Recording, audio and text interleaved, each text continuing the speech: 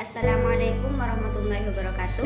Kami mahasiswi PAI A4 di Universitas Islam Negeri Kiai Haji Ahmad Siddiq Jember.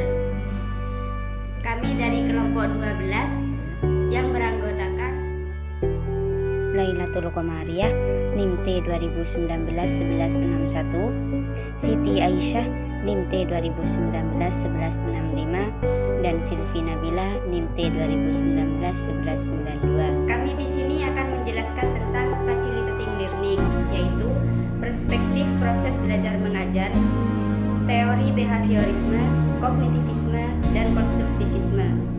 Video ini dibuat untuk memenuhi tugas ujian tengah semester mata kuliah teknologi pembelajaran dengan dosen pengampu Siti Dawiyah Farihah MPDI.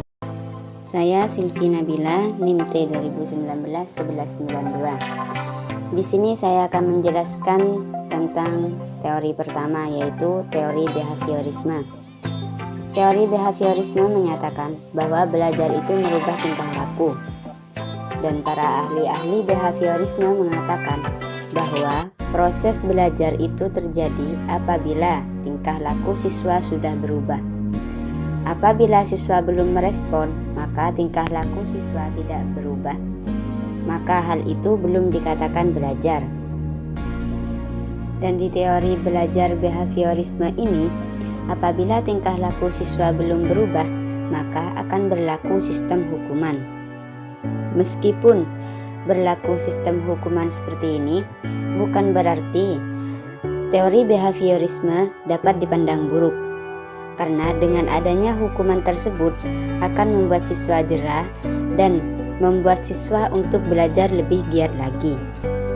Ada 3 gambaran dalam proses belajar mengajar teori behaviorisme, yaitu stimulus, proses, dan respon. Stimulus adalah apa saja yang diberikan guru kepada siswa.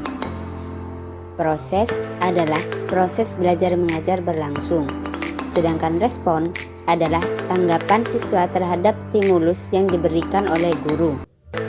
Metode yang digunakan di dalam teori behaviorisme yaitu metode pembiasaan, di mana seseorang itu harus diberikan stimulus untuk mengubah tingkah laku mereka. Oleh karena itu, dengan pemberian stimulus tersebut membutuhkan pembiasaan agar hasil yang hendak dicapai semaksimal mungkin. Adapun evaluasi teori behaviorisme. Evaluasi dapat dilakukan dengan cara melihat perubahan tingkah laku yang ditunjukkan oleh siswa. Karena pada dasarnya, teori behaviorisme adalah hasil belajar yang menekankan pada perubahan tingkah laku siswa. Baik, saya Siti Aisyah, NIM T 2019-1165. Di sini saya akan melanjutkan pembahasan untuk materi berikutnya, yaitu kognitivisme, teori belajar kognitif, di mana seseorang itu harus memahami betul suatu objek karena teori ini menyatakan bahwa tingkah laku seseorang itu hasil dari pemahaman atau persepsi dirinya sendiri. Pembelajaran menggunakan teori ini juga ada kelemahannya, yaitu karena kebanyakan seseorang yang menggunakan intelektualnya tetapi mereka miskin nilai moralnya.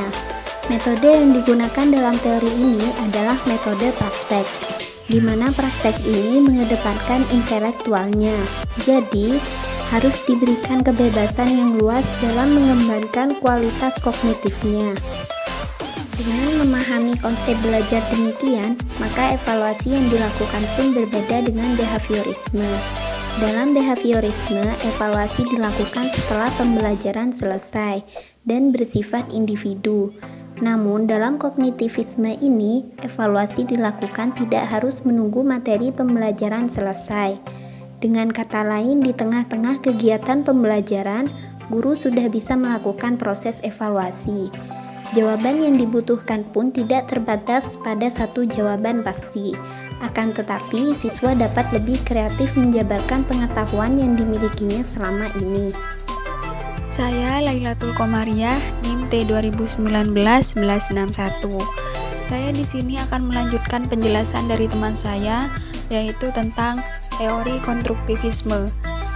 Teori konstruktivisme merupakan aliran filsafat pengetahuan yang menekankan bahwa pengetahuan kita merupakan hasil konstruksi atau bentukan dari kita sendiri. Teori konstruktivisme yaitu di mana siswa harus menemukan sendiri informasi yang masuk, kemudian memfilter apakah informasi ini benar-benar real atau hanya hoaks.